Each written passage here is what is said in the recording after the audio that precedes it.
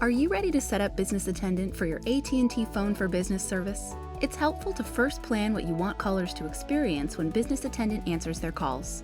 Here's a quick look at each part of the experience. A caller dials the number and Business Attendant answers the call. First, the caller hears your recorded welcome message or greeting. For example, "Thank you for calling your sample co. Your call is important to us." Next, the caller hears the options for proceeding. For example, to reach our sales team, tap 1. To hear our business hours, tap 2. To leave a message, tap 3. To repeat this menu, tap any other number. Next, Business Attendant pauses so the caller can respond. When the caller taps a number, Business Attendant carries out the corresponding action. In our example, if the caller taps 1, it transfers the call to the sales team phone number. If the caller taps 2, it plays a message about business hours. If the caller taps 3, it transfers the call to voicemail.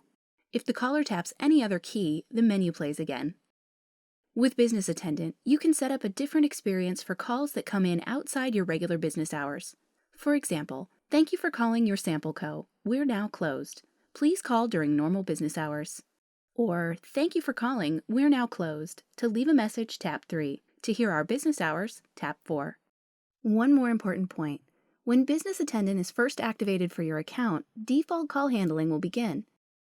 By default, Business Attendant is turned off and your incoming calls will be forwarded to voicemail. You can change this using other features such as call forwarding. For example, you can set up call forwarding so incoming calls instead ring on a different line or a mobile device. To set up call forwarding from your My AT&T account, go to Manage Voicemail and Features. Now that you've seen how Business Attendant works, here are some planning steps to follow before you start your setup. Write out the words you'll record for each message. Remember to write out your greeting, your caller options menu message, and other messages such as your business hours message.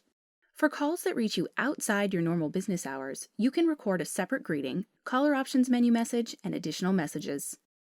Next, make a list of caller options, linking each action to a keypad number. For a transfer option, note the number where the call will be transferred. Business Attendant can transfer calls to any 10-digit number in the US or Canada, including mobile numbers and 800 toll-free numbers. Finally, jot down your business hours for each day of the week. You'll enter this information and Business Attendant will use it to deliver different caller experiences during and outside your business hours.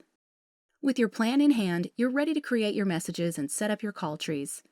This concludes Business Attendant Part 1, Understand and Plan. For the next steps, watch Part 2, Create Your Messages, and Part 3, Set Up Your Call Trees. To watch these and other videos, go to www.att.com/smbhowtovideos. For step-by-step help, go to the Support Center at att.com/smallbizsupport. To learn more about AT&T Phone for Business, select Business Phone, then Digital Phone. In the search field, enter Business Attendant, then select a topic.